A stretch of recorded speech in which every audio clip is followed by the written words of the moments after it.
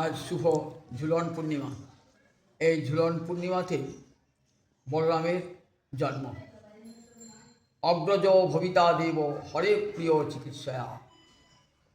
সুখদেব বললেন, মহারাজ, ভগবানের প্রিয় কার্য সাধনের জন্যে বলরাম অনন্তদেব আবির্ভূত হলেন কৃষ্ণের জন্মের আগে। পিতার নাম বসুদেব, মায়ের নাম দেবকী। সপ্তম গর্ভে জন্ম হল দুই পত্নী বারুণী এবং রেবতী। কুরুক্ষেত্র যুদ্ধে তার ভূমিকা ছিল নিরপেক্ষ। অত্যন্ত বলশালী ছিলেন বলে গর্গাচার্য নাম রেখেছেন বলরাম বা বলভদ্র। কুরুক্ষেত্র যুদ্ধ দেখবেন না, কারণ নিজ শিষ্য দুর্যোধনের পরাজয় হবে জানতেন। তাই কুরুক্ষেত্রে আগে বহু তীর্থ ভ্রমণ করতে করতে চলে এলেন নৈমিষারণ্যে। সেখানে পুরাণ পাঠ করছিলেন রোমহর্ষ ঋষি। সবাই উঠে দাঁড়ালেন, কিন্তু রোমহর্ষ ঋষি উঠে দাঁড়ালেন না। কুশাগ্র দিয়ে বলরাম হত্যা করলেন রোমহর্ষ ঋষিকে। সঙ্গে সঙ্গে ঋষিরা হাহাকার করে উঠল। তখন বললেন, ব্রহ্মবাদের প্রায়শ্চিত্ত করতে হবে। কী করতে হবে? সমস্ত ভারতবর্ষে যত তীর্থ আছে স্নান করতে হবে। বলা বলেন তথাস্তু। তারপরে বলরাম কী করলেন?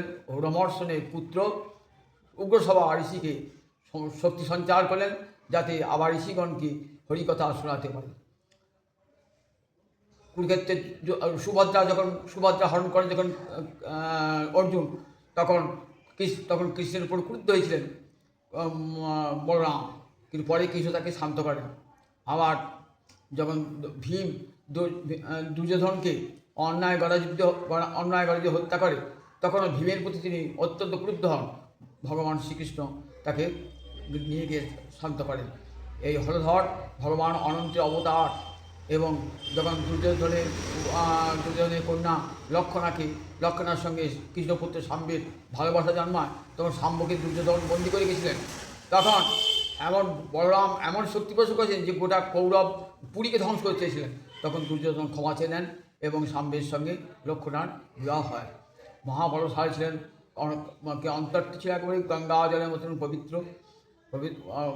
বলরামের ইয়েতে চেয়েছিলেন যাতে যদুবংশী কেউ মদ্যপান না করে, নিষেধ করতে গেছিলেন। এবং শেষকালে তার প্রয়াণকালে তার মুখ হতে বিশাল সর্প অনন্তনাগ বার হয়, এবং এমনি করেই তিনি চলে যান, অপ্রকট গোলকে চলে যান। বলরাম গোবিন্দের প্রিয় কার্য সাধন করবার জন্য এসেছিলেন। পরবর্তী সেই লক্ষণ, রাম অবতারীর লক্ষণ, তিনি বলরাম হয়েছিলেন। আবার গৌরাম কলিকালে আবার গৌরহরির ভ্রাতা নিতাই চাঁদে অবতীর্ণ হয়েছিলেন। জয় নিতাই জয়।